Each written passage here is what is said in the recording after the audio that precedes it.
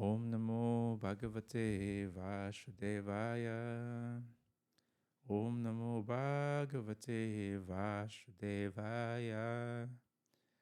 Om Namo Bhagavate Vasudevaya. Remember when we were younger, we discovered different things. I remember when I discovered the, the hardcore and metal music. So there are certain friends of mine who influenced me, gave me some cassette tapes and CDs, and also brought me to concerts and all. So this people is like very close to me and also influential. And not just when we were younger, until now, even when one reached adulthood or um, older adulthood, one will still be able to receive some influences from different places. And also, we have to accept the fact that whatever we do, especially when we're trying to practice spirituality or Krishna consciousness, a lot of people are looking up to us. We are becoming their role models, and influences.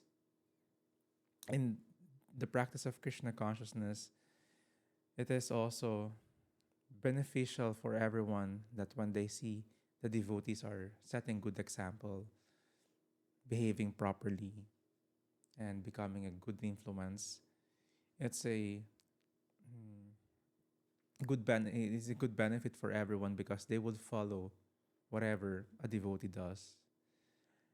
So ito yung naging discussion nila Krishna sa ni Arjuna regarding yung duties na kailangan gawin ni Arjuna and even si Krishna kung ano yung dapat niyang gawin. Kasi people will follow not just during that battle in Kurukshetra, even the greater community and also the people in the world that time because they are leaders, but also yung mga future generations just like now. Inaaral natin yung conversations nila.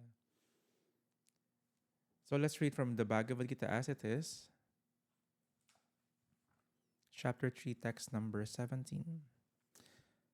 But for one who takes pleasure in the self, whose human life is one of self-realization, and who is satisfied in the self only, fully satiated, for him there is no duty. So it is being discussed here, yung person who is fully Krishna conscious. Wala na siyang duty na gustong i-perform.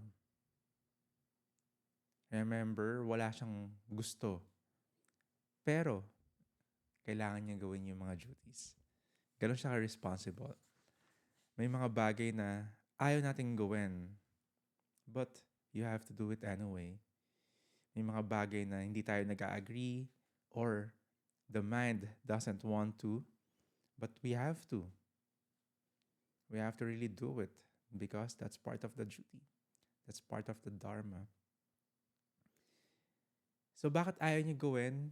Madalas yung isang person na to is nagkakaroon na ng detachment. Pero kailangan niya gawin because he thinks it is right. Just like discipline. Ayaw mo naman talaga bumangon na maaga. Ayaw mo naman talaga mag-exercise. Ayaw mo talaga kumain ng healthy.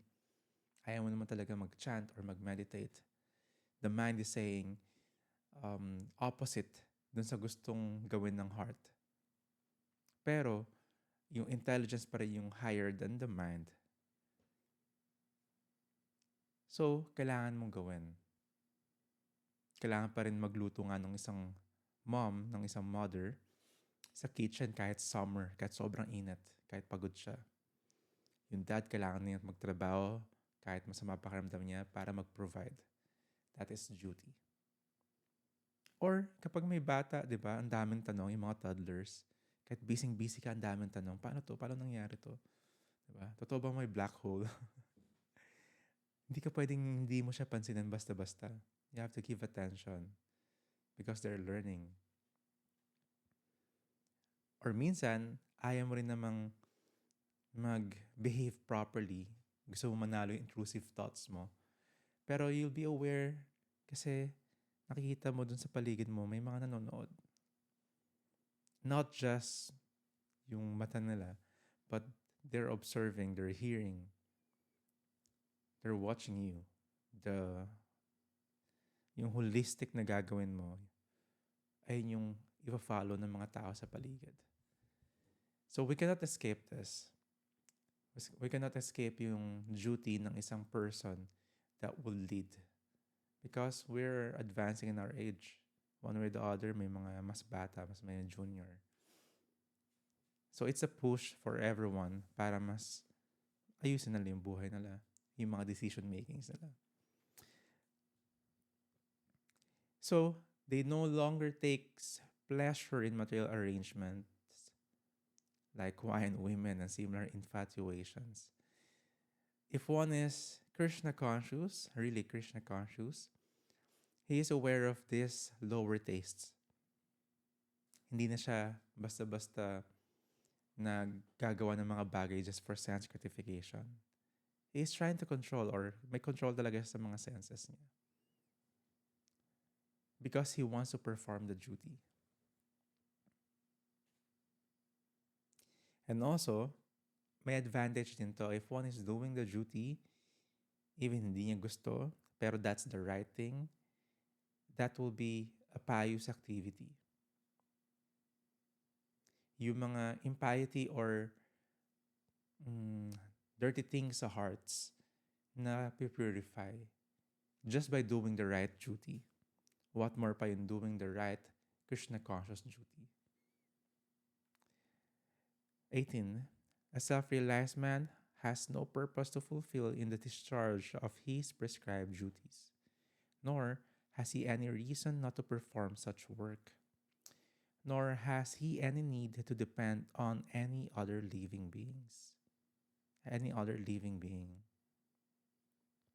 So hindi siya obliged to perform any prescribed duty except Krishna conscious duty. O bakit ganon?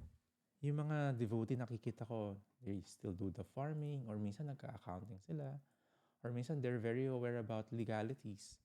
Kala ba hindi na kailangan yung mga obligations na yon? That's the difference between a Krishna conscious person and also the materialistic person. Ginagawa nila yung duties nila pero iba yung consciousness.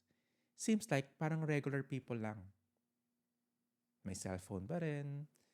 Kailangan mag-manage ng mga ibang workers or ibang devotees na nag-volunteer. Or kailangan i-asikasuhin yung marketing online or marketing ng brand or marketing ng temple. Or kailangan arrange yung mga festivals, mag-organize. Seems like ito rin yung ginagawa ng ibang tao sa those who are focusing on material life. Bakit yung devotees ganito yung ginagawa din? Pero magkaiba kasi everything is being offered, is being done in the mood of devotional service. So that's the difference. And that devotee is saved from the reactions kasi in-offer nga niya lahat. And also, ang ganda na sinabi dito sa first line, nor he has any reason not to perform such work. So, hindi siya magiging inactive or magkakaroon ng inaction just because kailangan niya maging detached. We have to be responsible pa rin. Pero, pag nilagay mo ng Krishna conscious na mood, hindi na siya magiging subjected sa material law of nature. Ito lang yun. Ito lang yung magiging reason nun. Just like yung isang ambulance, kapag meron siyang may patient siya dun sa loob ng ambulance, kaya pwede siya mag-beat the red light. Pwede siyang hindi mag-follow ng traffic rules, mag-counterflow, mag-exit sa dapat hindi mag-exit. Kasi merong mas higher purpose. So, ganun din yung devotee. Kapag kailangan niya mag-perform ng duties, Di siya subjected ng law ng nature. Pero because he is a responsible person, kailangan pa rin niyang mag-perform ng activities relying on the human law. Kailangan pa rin niyang hindi maging disturbance. Di siya attached. Hindi rin siya um, blindly following lang. Pero he has to do it para walang disturbance yung devotional service. Have to pay taxes, you know, have to, do the right things, legalities ng papers. Pwede ka namang, hindi ko kailangan ng visa, di ba? Sino ba gumawa ng mga division ng mga countries na to? Diba? Humans lang naman, wala namang ganito dapat eh. So I'm representing Krishna. I should be, I should have a pass anywhere. Hindi mo magagawa yon. It's not practical. You got to be that yung term ng devotees, too transcendental. Not thinking, di ba? So you have to be really, really intelligent para ma-perform yung devotional service mo. Just like Arjuna. Has to perform yung duties niya. Ayaw naman talaga niya eh. Pero si Krishna is giving him instructions. Therefore, without being attached to the fruits of activities, one should act as a matter of duty. For by working without attachment, one attains the supreme. So, paano yung pag-perform ng duty properly? One should be under the guidance, proper guidance daw, and without attachment. This is very important kasi we cannot just rely on our mind. Ilang beses tayo pinahamak na ito. If we have the proper guidance, we have the guru, the teachers, or the mentors, especially performing devotional service, meron tayong direction. Prabhu, gagawin ko to, devotional service to. Devotional service to. Pwede naman na ganon. Pero if my directions, my instructions, and my guidance, mas beneficial yung devotional service. Or sometimes yung devotional service na iniisip ng isang tao gawin or yung spiritual activity is opposing sa isang greater spiritual service. Kasi hindi siya coordinated. Hindi siya nag-sync. Pwede siya maging against dito. One is trying to preach in this area where may strategic plan sila how to present this to their audience.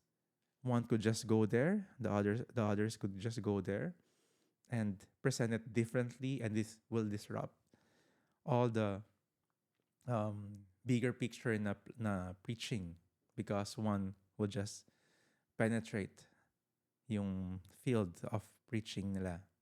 Parang pag may mission yung mga soldiers, kapag meron silang opponent or meron silang enemy, kailangan nilang strategic pumunta doon. May disguise, may intelligence, diba?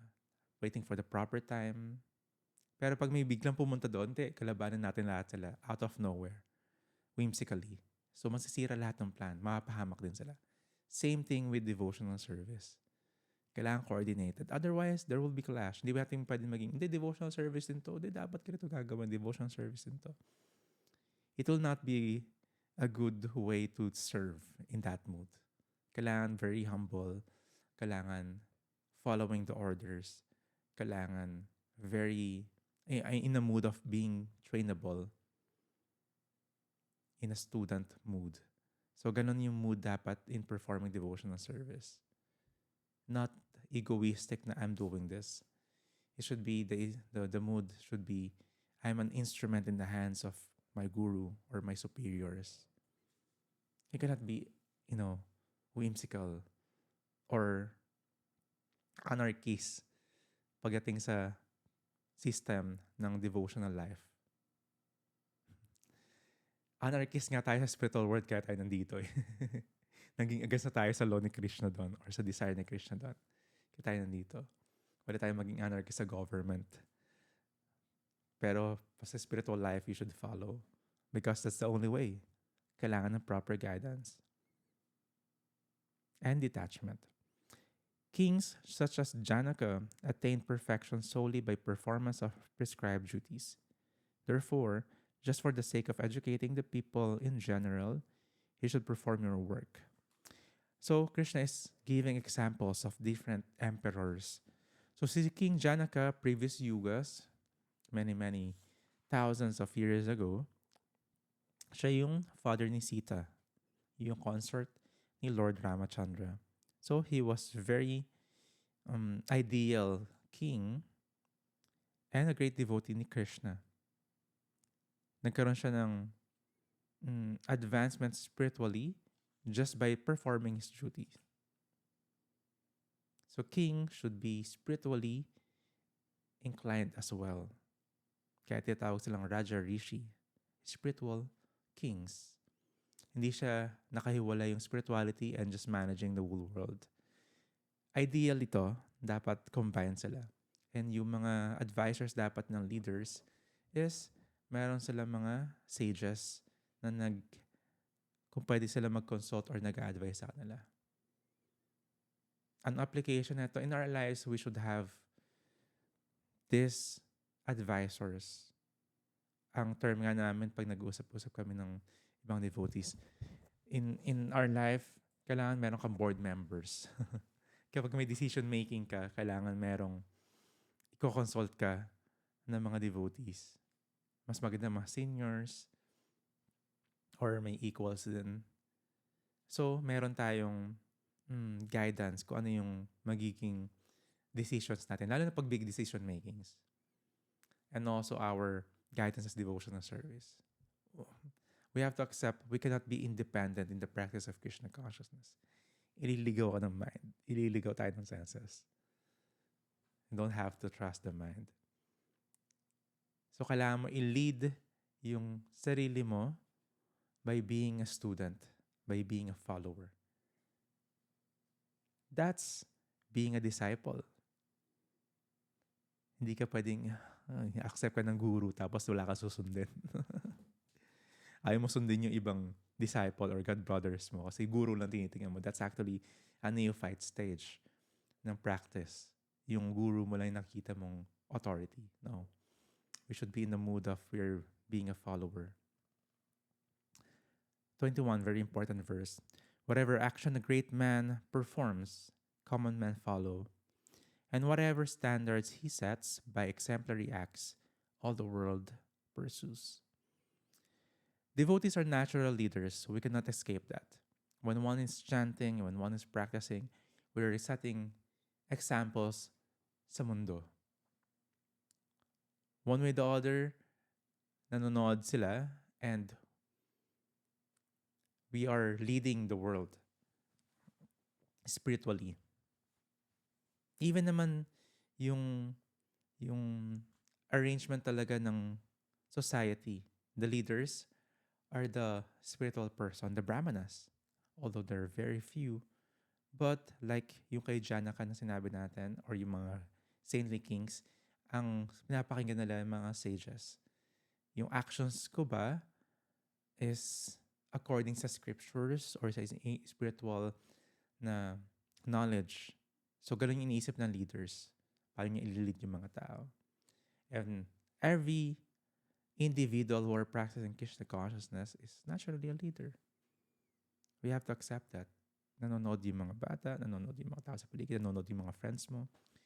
Yung mga friends mo sa social media also, yung mga na-follow. Kaya nga follow eh. So, we should be responsible and accountable then. And di dapat, ideally yung devotees, hindi dapat siya messy sa social media. It's a great responsibility to have this. Kasi everyone watching is a preaching opportunity. And if one is messy, criticizing other devotees or fault finding or just plainly offending, nonsense talks, para silang may ibang mga tao na parang may red ballpen palagi sa social media. Correct lang sila ng correct. Pero mali yan. Matama to, mali yan. I should act accordingly. Or kapag may hindi ka nagustuhan sa temple, hindi ka nagustuhan sa mga devotees, hindi responsible enough to talk to them, to voice out properly, i-voice out nila sa social media. That's really messy. It will not help. Like sinabi natin, pwede mag-disrupt dun sa bigger mission. Pwede siya mag-disrupt. Kasi, ganito pala yung mga practice na yun. Bakit ako pupunta dyan? Pwedeng isipin ng audience yon. So may responsibilities lahat. Lahat kailangan mag-cooperate. Gusto mo or hindi, kailangan natin mag-cooperate because we are in the same mission.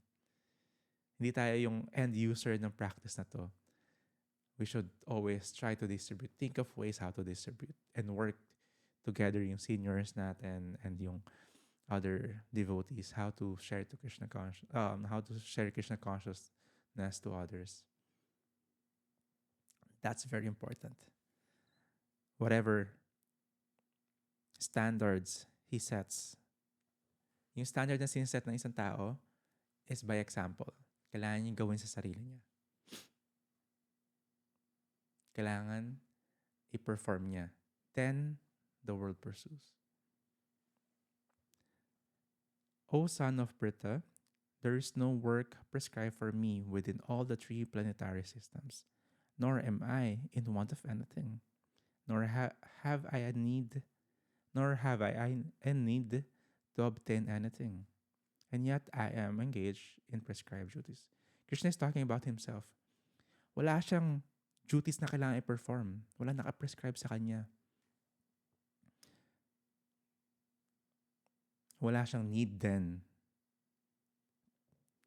Pero si Krishna as the Supreme, kailangan niya mag-follow ng system sa mundo. Paano? Kailangan niyang maging son sa dalawang parents niya. Kailangan niya maging member ng society. Kailangan niya mag-follow kay King Ogresena. Kailangan niya mag-perform ng duties. As a husband, as a coward boy. Ngayon, part sa war. Kailangan niya rin maging student. Nag-accept siya ng teachers. In-accept siya ng teachers niya. Siya na yon. Si Krishna na yon. Nag-set siya ng good example. Although everything is under his control, pero kailangan niya mag-set example, mag-follow. This is Krishna. And even yung incarnations niya nag-accept din ng guru. He is giving us a path to follow. For if I ever fail to engage in carefully performing prescribed duties, O Partha, certainly all men would follow my path. So if hindi daw siya mag-prescribe ng duties, yung mga tao, si Krishna nga ito ginawa, ito rin gagawin ko. So very important to.